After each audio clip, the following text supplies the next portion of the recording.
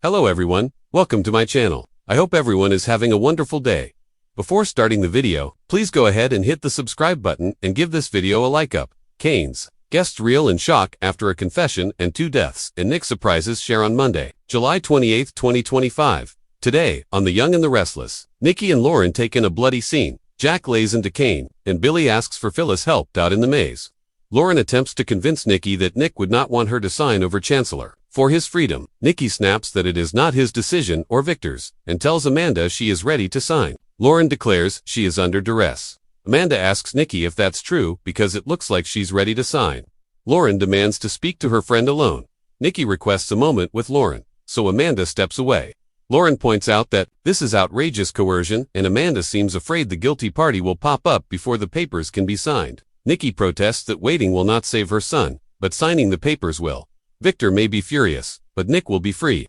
She calls Amanda back and demands to see Nick before she signs anything. Amanda admits that will sacrifice their leverage. Nikki won't budge, so the lawyer caves and they walk off to the chateau. What does Nikki see? When Amanda leads Lauren and Nikki to the storage room of the chateau, they are aghast to see the door open and blood on the floor. Amanda doesn't know where the captives are but promises they are safe. Nikki rants, "You wanted me to sign away Chancellor to protect my son, and you don't even know where he is." Amanda doesn't sweeten the mood when she suggests that blood could belong to the guard, given how capable Nick is of violence. "Give me a break." Nikki fancy. She reiterates to Amanda that Chancellor is hers to do with as she sees fit, but warns if her son is hurt, or even so much as thirsty, there will be hell to pay. With that, she walks off. Will Carter confess? Victor and Chance stand behind a hedge and eavesdrop as Kane attempts to persuade Carter to tell him what happened, saying he can't protect him otherwise. Urging his assistant not to be afraid, Kane assures him they'll deal with this together. He asks if Carter killed Damien to clear the way for him to reunite with Lily. The security guard appears and reports that Nick and his companion have escaped. Kane keeps pushing Carter to come clean and tell him everything. Hasn't he always protected him? Carter explains that Damien needed to be removed from the equation. The reunion between Kane and Lily was supposed to be epic, and he was in the way. After all Kane had done for him, he wanted to do something in return. He was only trying to anticipate his needs. "Never this," Kane exclaims. Carter begs him to divert attention so he can make his escape. He'll disappear and assume a new identity. Kane tells him to stop and let Amanda try to fix this. As Carter declares he needs more time. Chance strides over to say it looks like the wrong person was put under house arrest. Carter feels betrayed that Kane set him up to be overheard. His boss admits that it isn't possible to protect him. They listen as Carter repeats that he was only removing an obstacle, just as Kane had trained him to do. He explains that he tried to set Kane up to be indisposed, but he ruined that when he let Damien drink from his bourbon. That ended up working in his favor as it weakened Damien. Once he eliminated him, he took the evidence. Kane says he never wanted this. It never should have happened. Lily shows up and asks what's happening. Pulling out a gun, Carter grabs her and yells at his employer that this was all for him. Now it was all for nothing, and he's determined to find a way out. Of there he was loyal and devoted to doing everything for Mr. Dumas. Kane knows he thought he was doing the right thing. Chance urges him to let her go and drop the weapon. It's the end of the road and they are stuck. Carter accuses Kane of lying to all of them. The cop suggests Carter should take Kane's offer and pray that Amanda will represent him. An angry Carter says Kane is getting all he wants. He is determined to look out for himself now and drags Lily into the maze. Victor discovers that Nick was wounded. Sally, Sharon, and Billy pull a groaning Nick into the train car. After setting him down, they wonder how they are going to get him down the mountain for help. Billy takes off, and Sally offers to hike down the mountain. Nick worries about her safety, but she jogs off anyway. Sharon wonders what she should get Nick for his pain. Groaning, he asks her to stay with him. As Sharon tries to get Nick to drink water, he jokes about what softies his parents are. Victor walks in and demands to know who did this to him. Nick admits he kinda did it to himself. He's had worse injuries.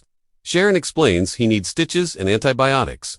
Victor starts cursing Ashby and declares he will deal with him. Nick asks his dad not to do anything crazy. He just wants to go home. Sharon explains that Nick was wonderful in captivity and kept her calm. They worked together to get out of there, and chaos ensued when they encountered the guard. Victor complains about all the thugs and killers on Kane's payroll and repeats that Ashby is going to pay for this.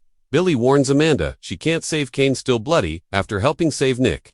Billy runs into Lauren and Nikki as they are complaining about being trapped in a hellscape. He explains Nick has been hurt but will be okay. They go off to the train car. Amanda approaches Billy and he tells her that not even she can get Kane out of this mess. She insists this isn't what her employer wanted.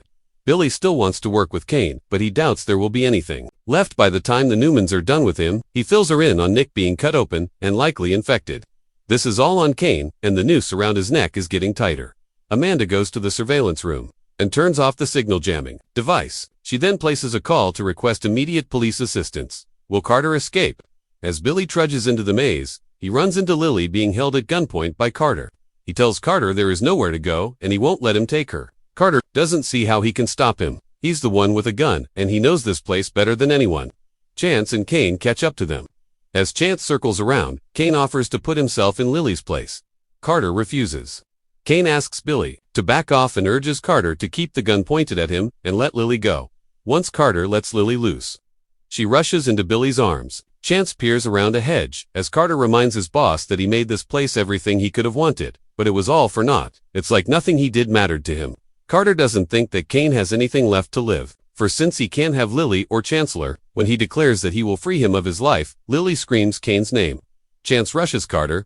They fight over the gun, and it goes off. Shocked, Chance falls into Kane's arms as Carter makes a run for it. Lily tells Chance he will be okay, but he says it's too late. He dies, and Billy confirms he's gone as Lily cries, "No." Suddenly, Billy, Lily, and Kane jolt as they hear another gunshot ring out. They rush to the dining area, where Carter is on the ground, dead from a bullet. Diane and Jack rush over, saying they heard shots. Kane explains that Carter confessed to killing Damien and was going to kill him, but Chance was shot. Kane asks Lily if she's okay. She wants to go home. He can make that happen. Amanda rushes over and says she just saw Chance's body. Kane says he'll fill her in later and suggests she'll contact the police. He's not surprised to hear she already did. What happens with Nick and Sharon? Sally returns to the club car and announces that the tracks have been clear for 2 days. Victor is furious, and Sharon tells Nick he will be okay. He never doubted it. She keeps checking for a fever. He tells her it's not the flu, and she doesn't need to be scared. Victor shows Nikki in, and she fusses over her son. Nick repeats that he's okay. Their phones begin pinging, so they realize service has been restored. Victor immediately calls Adam and orders him to send a helicopter. Victor assumes Kane has realized he is lost, and they can get out of their dot. Lauren arrives as they hear the chopper overhead. She and Nikki go outside to wave it down. Nick thanks Sally, and she asks Sharon to make sure he doesn't do anything crazy before leaving. Nick jokes that this has been a lot of fuss over a little scratch. Sharon says he's always there for her when she needs him.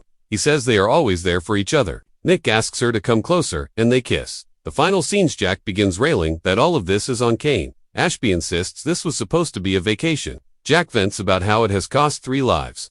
This will destroy Nina and Gil. Kane didn't want any of this, but it happened, and he will have to live with it. As he hunches over a table, Lily apologizes for accusing him of killing Damien. She admits that murder would be out of character for him. He says he's still the man she loved. She reminds him that talk like that is what caused all of this. All of these people he brought there to become his friends are now his enemies.